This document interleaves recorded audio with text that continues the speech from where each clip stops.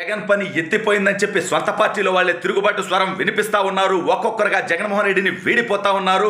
జగన్మోహన్ రెడ్డిపై ఒక్కొక్కరు బండబూతులు లంకించుకుంటూ ఉన్నారు. జగన్ని చేతగాని వాడిగా చిత్రీకరిస్తా ఉన్నారు. అసలు ఇంతకీ ఇప్పుడు ఈ కొత్త డిప్యూటీ సీఎం ఎందుకు పార్టీ నుంచి జంప్ అవ్వాలనుకుంటున్నాడు, జగన్మోహన్ రెడ్డిపై తీవ్ర వ్యాఖ్యలు ఎందుకు చేశాడు అనేది ఈ వీడియోలో వివరించబోయే ముందుగా ఇప్పటివరకు మన ఛానల్ సబ్స్క్రైబ్ చేయని వాళ్ళు ఖచ్చితంగా సబ్స్క్రైబ్ చేయండి, మరో 10 మందితో చేయించండి. ఇక విషయానికి వస్తే మన ముఖ్యమంత్రి జగన్మోహన్ రెడ్డి పని ఎత్తిపోయిందనేది రెండు తెలుగు రాష్ట్రాల ప్రజలకి తెలుసు. పక్క రాష్ట్రం వాళ్ళకు కూడా ఎట్లా తెలుసు అంటే ఇతని గురించి, ఇతని పనికిమాలినటువంటి పరిపాలన గురించి మనకంటే కూడా ఎక్కువ వాళ్ళు బాగా అబ్జర్వ్ చేస్తున్నారు, వాళ్ళు తెలుసుకున్నారు. మన తెలంగాణ ఎన్నికల్లో కూడా మన పరిపాలన ఎంత చక్కగా ఉందో ఆయన మిత్రుడు కేసీఆర్ గారే అనేకసార్లు బహిరంగ సభల్లో చెప్పారు. అయితే ఇప్పుడు ఈ మధ్య కాలంలో వరుసగా జగన్మోహన్ రెడ్డికి ఊహించినటువంటి షాక్కులు.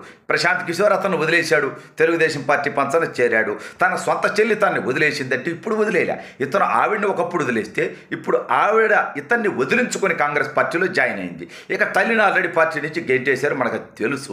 అనేక మంది వైసీపీ శాసనసభ్యులు అంటే గతంలోనే ఒక 4 శాసనసభ్యులు తెలుగుదేశానికి వచ్చారు. ఆ తర్వాత ఇక వరుస పెట్టి వస్తూ ఉంటారు. ఆ లిస్ట్ అంతా నేను చెబితే నేను వీడియో పెట్టేలోపు మళ్ళీ ఇంకొకటి పెరుగుతూ ఉండే కాబట్టి నేను చెప్పి కూడా లిస్ట్ చెప్పి కూడా వేస్ట్, కాబట్టి మీరే లెక్కలు వేసుకోండి అది. అయితే ఇప్పుడు జగన్మోహన్ రెడ్డి ఎందుకనో ఇతనికి మాత్రం డిప్యూటీ సీఎం ఇచ్చాడు. సరే, డిప్యూటీ సీఎం అని చెప్పి 4, 5, 6 పెట్టి వాళ్ళకేదో సామాజిక వర్గం అని చెప్పి అదేం చెప్పి ఇదేం చెప్పి వాళ్ళ చేతిలో పవర్ లేకుండా కేవలం దాచుకోవడానికి ఇతను సామాజిక వర్గం పేర్లకు డమ్మీగా ఏమో అధికారం వాళ్ళ చేతుల్లో పెట్టినటువంటి దౌర్భాగ్యం రాష్ట్ర ప్రజలకు కూడా తెలుసులే. కానీ ఆల్రెడీ 150 కార్పొరేషన్లు పెట్టి ఒక కార్పొరేషన్కి కూడా విధులు లేనటువంటి దౌర్భాగ్యమైనటువంటి పరిస్థితి, కార్పొరేషన్ చైర్మన్ కూర్చోవడానికి సీట్ లేనటువంటి నీచత్వం కూడా మనకు తెలుసు. అయితే ఇప్పుడు ఈ డిప్యూటీ సీఎం జగన్మోహన్ రెడ్డిపై సంచలన వ్యాఖ్యలు చేశాడు. జగన్మోహన్ రెడ్డి సీట్లు ఇచ్చేటప్పుడు జాగ్రత్త వహించాలి అంట. అంటే పార్టీ అధ్యక్షుడు సీట్లు ఇచ్చేటప్పుడు ఏం చేయాలో కూడా అతని క్యాబినెట్లో ఒక మంత్రి చెప్పేటువంటి పరిస్థితి వచ్చిందంటే ఇతను తప్పుడు నిర్ణయాలు తీసుకుంటున్నాడనే కదా. గతంలో ఇలా చేసే 23 మంది శాసనసభ్యులు తెలుగుదేశానికి పోయారు అన్నారు. మరి తెలుగుదేశం నుంచి 4 శాసనసభ్యులను తీసుకున్నప్పుడు సిగ్గు ఎగ్గు బుద్ధి మానం మర్యాద లేదా? ఎమ్మెల్సీలు ఒక 4, 5 తీసుకున్నప్పుడు సిగ్గు ఎగ్గు మానం మర్యాద లేదా? అంటే మీరు చేస్తే ఒకటి, ఎదుటోళ్ళు చేస్తే ఒకటా? ఈ సిగ్గు లేనటువంటి వ్యవహారం మొదలుపెట్టిందే రాజశేఖర రెడ్డి కదా. అసలు అతని జీవితం 1978లోనే జంపింగ్గా మొదలుపెట్టి ఆ తర్వాత 2004లో కొంతమందిని, 2009లో కొంతమందిని, అదే ఇప్పటి బీఆర్ఎస్ అప్పటి టీఆర్ఎస్ వాళ్ళని, తెలుగుదేశం వాళ్ళని వాళ్ళందరినీ జాయిన్ చేసుకున్నప్పుడు అతను చేసింది ఏది పాతివ్రత్యమా? కాబట్టి దాని సంగతి పక్కన పెట్టేద్దాం, దాని గురించి అనవసరమైనటువంటి టాపిక్ ఇప్పుడు. అయితే ఈ డిప్యూటీ సీఎం మరొక తీవ్రమైనటువంటి వ్యాఖ్య చేశాడు. జగన్ పనికి మాలిన వాళ్ళకి సీట్లు ఇస్తే తర్వాత ఇబ్బంది పడతాడు అని. అంటే నువ్వేమన్నా పనికొచ్చేటోడివా బొక్క? నువ్వు జగన్మోహన్ రెడ్డి తండ్రి కంటే పెద్దవాడివి. ఇంతకు ఇతను ఎవడో మీకు తెలియలేదు కదా. నారాయణ స్వామి అని చిత్తూరు జిల్లా గంగాధర నెల్లూరు నియోజకవర్గం నుంచి శాసనసభ్యుడు ఇతను డిప్యూటీ సీఎంగా ఉన్నాడు. గతంలో ఎక్సైజ్ మంత్రి, ఇప్పుడు ఏం మంత్రి తెలియదు. ఎందుకంటే వీళ్ళలో ఎవడన్నా పనిచేసేటోడైతే వాళ్ళ ఏ శాఖ మనకు తెలుస్తుంది. వీళ్ళందరిది ఒకే శాఖ, జగన్మోహన్ రెడ్డి భజన శాఖ, లేదంటే దోపిడీ శాఖ, బూతుల శాఖ, ఈ 3 ఉండేది ప్రభుత్వంలో. కాబట్టి అది వేరే టాపిక్. అయితే ఈ నారాయణ స్వామి అనేటువంటి వ్యక్తి జగన్మోహన్ రెడ్డి తండ్రి రాజశేఖర రెడ్డి కంటే కూడా 1 సంవత్సరం వయసులో పెద్దోడు. కానీ సిగ్గు ఎగ్గు మానం మర్యాద విలువలనే వదిలేసి జగన్మోహన్ రెడ్డికి పాద నమస్కారం చేసినటువంటి దౌర్భాగ్యమైనటువంటి వ్యక్తి ఈ యొక్క నారాయణ స్వామి.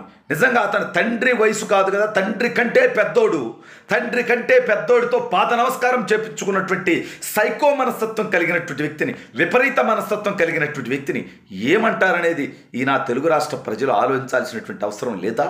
మీకు బాధ్యత లేదా? తన తండ్రి కంటే పెద్దోడితో పాద నమస్కారం చేపించుకున్నటువంటి వ్యక్తిని ఏమనాలి? పదవితో అధికార, మతంతో అధికారం, శాశ్వతమైనటువంటి బలుపుతో వచ్చినటువంటి, కొవ్వుతో వచ్చినటువంటి అహంకారం కాదా ఇదని చెప్పి నేను సూటిగా అడుగుతా ఉన్నా. ఇవాళ దీనికి ఎవరన్నా సమాధానం చెప్తారా? అంటే ఎవరన్నా వీళ్ళు చేసినటువంటి తప్పుడు పనులను ప్రశ్నిస్తే వాళ్ళ మీద కేసులు పెట్టడం, వాళ్ళ మీద దాడులు చేయటం. మరి నాయన మీరు చేసేటువంటి నిత్యమైనటువంటి వ్యాఖ్యలతో పోలిస్తే మీ తప్పుల్ని ప్రశ్నించడం తప్పెట్టవుతుందని నాకు అర్థం కాలేదు. ప్రతిపక్షాలు మిమ్మల్ని ప్రశ్నించకూడదు, లేదంటే మీడియా మిమ్మల్ని ప్రశ్నించకూడదు. ఎవరు ప్రశ్నిస్తే వాళ్ళకు కులం యాంగిల్ రుద్దటం, లేకపోతే వాళ్ళ మీద కేసులు పెట్టడం ఏ నీచమైనటువంటి బతికిది? నీ సొంత పార్టీ నుంచి ఇప్పుడు ఎంపీలు జంపు, ఎమ్మెల్యేలు జంపు, మంత్రులు జంపు, ఎవడికి సీట్ ఉంటుందో తెలియదు, ఎవడు నీ పార్టీలో ఉంటాడో తెలియదు, అసలు నువ్వే నీ సీట్ నుంచి పోటీ చేస్తావో లేదో తెలియదు, అసలు నీ మీద ఇప్పుడు మీ చెల్లె పోటీ చేస్తానే టాక్కు, అందుకని నువ్వు సీట్ నుంచి, నీ పులివెందుల నుంచి పారిపోతామని బలమైనటువంటి టాక్కు. ఇటువంటి నేపథ్యంలో, ఇన్ని టాకుల నేపథ్యంలో జగన్మోహన్ రెడ్డి అనేటువంటి వ్యక్తి ఓటమి ఖాయమైపోయింది. అందుకే ఓడిపోయేవాడు. సరే, ఇంకా అతని చేతుల అధికారం ఉంది, ముఖ్యమంత్రి పదవి ఉంది, ఇంకొక 3 నెలలు అధికారంలో ఉంటాడు. కాబట్టి కొంతమంది కులం కోసం, మతం కోసం, ప్రలోభాల కోసం, డబ్బు కోసం, భయంతోనో అతని మాట వింటున్నారేమో. కానీ ఓడిపోయిన తర్వాత అతని బతుకు ఎట్లయితుందంటే కుక్కలు చింపిన విస్తరలా అవుతుంది. అతన్ని దేకేటోడే ఉండడు. అతని పరిస్థితి ఘోరంగా ఉంటుంది. చేసిన తప్పులకు ఖచ్చితంగా విచారణ ఎదుర్కొంటాడు. అయితే అతను లక్షల కోట్లు దోచుకున్నాడు కాబట్టి అతను ఎట్టగా సేపు, లేదా దోచుకున్నాడు కాబట్టి అతను ఇబ్బంది పడినా ఓకే. కానీ అతను చెప్పాడు కదా అని తప్పుడు పనులు చేసినటువంటి అధికారులు, నాయకులు, పోలీసులు, ప్రభుత్వాధికారులు, ఐఏఎస్లు, ఐపీఎస్లు మీ జీవితాలు బలైపోతాయి.